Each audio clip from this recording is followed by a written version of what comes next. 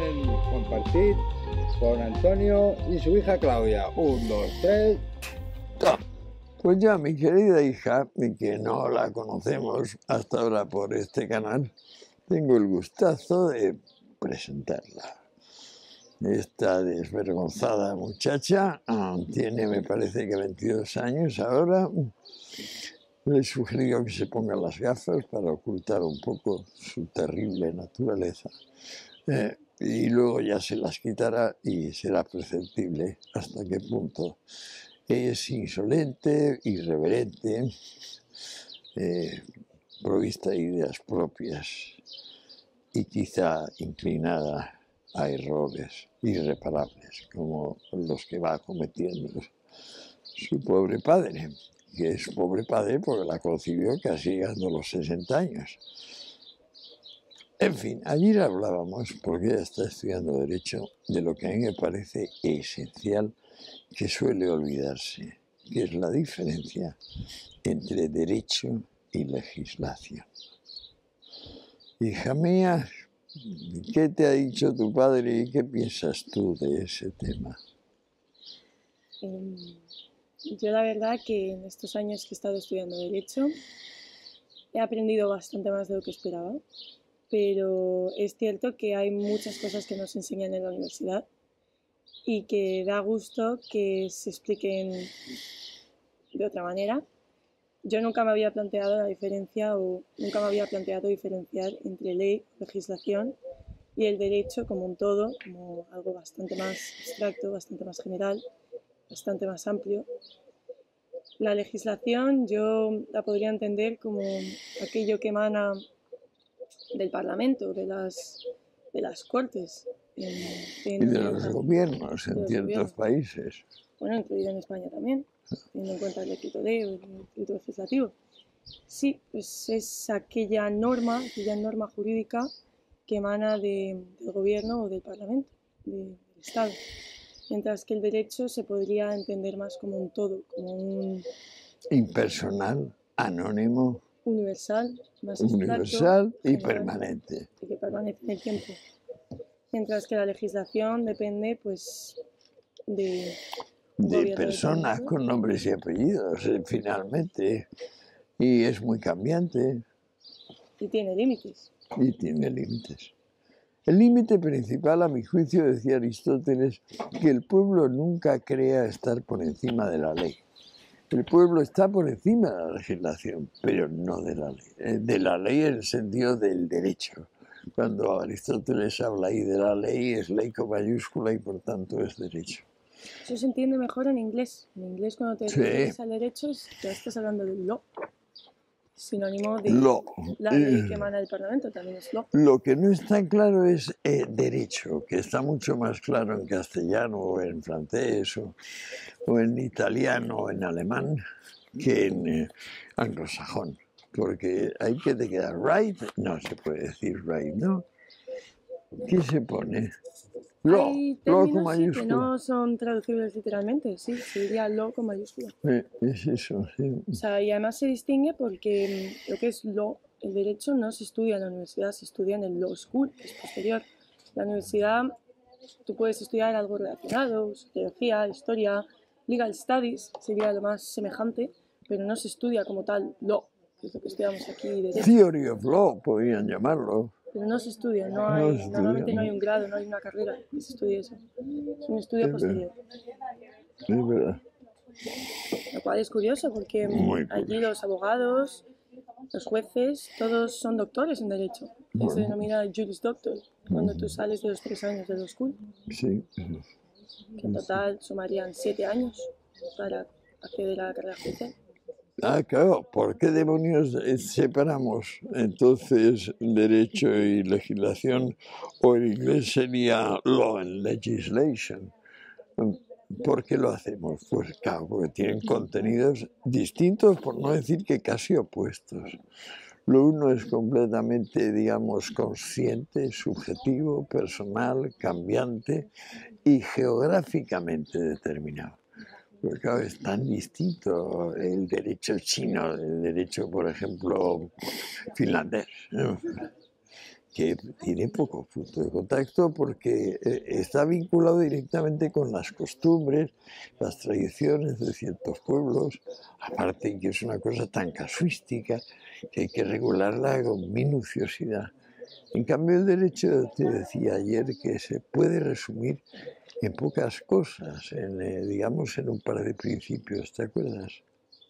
La propiedad ni se adquiere ni se pierde por violencia o fraude. Perfecta. Y los pactos y obligaciones se cumplen, Sí. y el que no los cumple deberá una indemnización para quien los cumple. Bien. Pues Hume decía que eso resume el derecho de la humanidad y que eso es vigente para siempre y en todas partes. ¿Tú qué piensas? Pues yo creo que el derecho es muy amplio. Me parece que deja muchos principios, No, claro, es que no entra en el caso determinado. O sea, simplemente dice, miren, que el pueblo no se vaya a confundir. Hay ciertas cosas cambiantes, por ejemplo, los gobiernos y los parlamentos, pero esto, porque si te fijas, derecho se puede llamar justicia. Igualmente, la justicia no... Con la justicia no juega usted porque esta no cambia, es igual en todas partes y para siempre. A mí me parece que de eso sacaría o saca la humanidad muchos beneficios.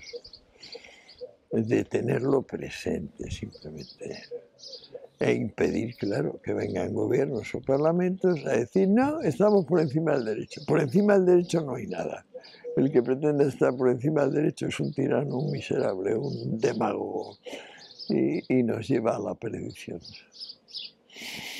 Ahora, claro, tú ves que esto, como quien dice, te coge de nuevas. Cuéntame un poco la experiencia, digamos, del abogado, del que quiere ser abogado ahora y está en segundo, por ejemplo, de carrera. Yo no estoy segura cómo se enseñaría el derecho en tu época, pero actualmente a mí me ha sorprendido la cantidad de códigos, la cantidad de leyes, la cantidad de artículos específicos. La inflación. Que hay que estudiar. Cuando nos dejamos sin estudiar, la verdad que lo que yo considero que es más importante, que es entender la materia como tal. Yo creo que nos centramos demasiado en aprendernos los códigos y las leyes que siempre van a estar ahí, como decimos, son cambiantes. Entonces, estudiar un código civil que de aquí a 2 años puede cambiar sobre la mayoría, y que de hecho cambia. Que de hecho los libros que compras en primero seguramente tengas que renovarlos en tercero, porque hay libros que cambian y hay párrafos que cambian. Es complicado. Es complicado compaginar el estudio intensivo de las leyes, de los artículos, de los códigos, con la comprensión como tal de la materia, la comprensión del derecho en su totalidad. Pero claro, por otra parte parece inevitable, porque es como la brújula para esto, ¿no? O sea, la brújula no te marca qué es qué, solamente te dice dónde está el norte.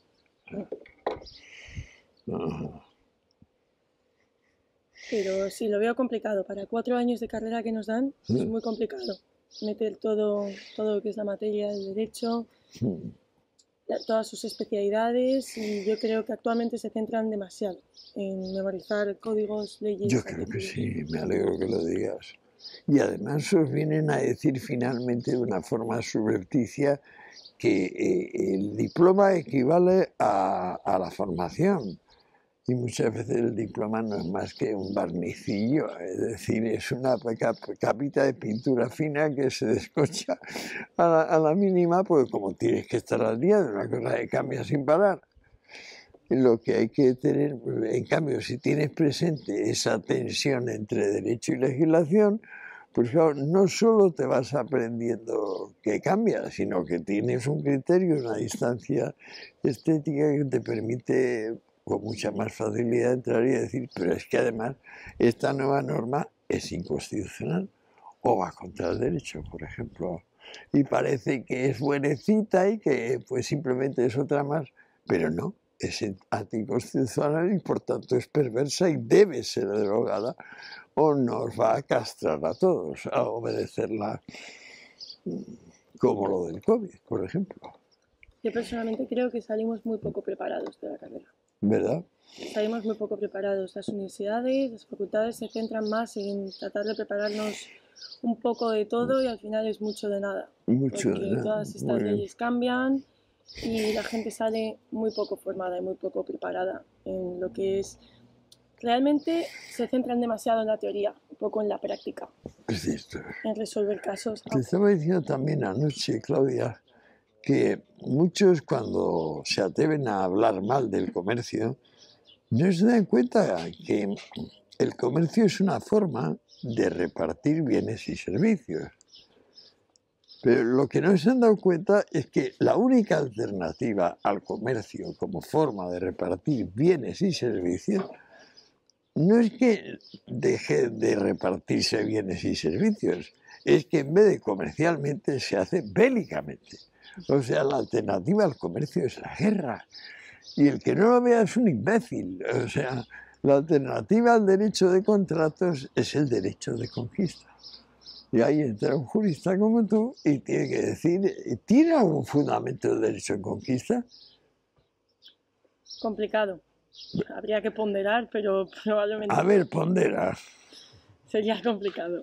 No, es que yo creo que no tiene un solo fundamento para ponderarse o para apoyarse, o sea, salvo figuras heroicas. Entonces saludes a hoy qué grande fue Alejandro, o Julio César, o Gengis Khan, y qué emocionante fue su epopeya de conquista. Pero, ¿por qué epopeya de conquista? ¿Por qué se fue de su casa y asaltó a la del vecino? A ver, ¿por qué? Un poco sinvergüenza. Claro, porque que se permite lo que no está dispuesto a que haga el otro, es decir, viola el principio fundamental, que es la coherencia y la reciprocidad. No hagas a otro lo que no quieras que te hagan a ti, coño. También violaría el principio del derecho, ¿no? La propiedad no Exacto, se por supuesto. fraude. Claro. Es lo que no quería el Che Guevara, que la tierra para que la trabaja, ¿Te acuerdas que llegó a declarar en Naciones Unidas que tenía que ser libres los Kalashnikov para acabar con los capitalistas? O sea, que lo único libre del mundo tenía que ser el rifle. Y ese tío te lo dice ahí en el estrado de la Asamblea General de Naciones Unidas en Nueva York y dice, oiga, de aquí va usted al talego y ahí se va a quedar toda la vida. Si es que no decido llevármelo a la jaula del oso del zoológico para que le tiren cacahuetes los niños, porque usted no forma parte de la especie humana. Esto no es de animal racional, de Homo sapiens. Usted no es Homo sapiens, usted es Homo demens, Homo criminalis, Homo psicopaticus. De esos hay varios, y ha habido varios. Y mientras no pongamos las cosas claras, mientras no sepamos que la alternativa al derecho es la guerra, seguirá habiéndolos. O sea, ¿estás de acuerdo con papá en la definición de derecho? Estoy de acuerdo. Pues bueno, que conste que se la inventó un genio, que es el amor de papá, el amor de senectud, David Hume, el escocés.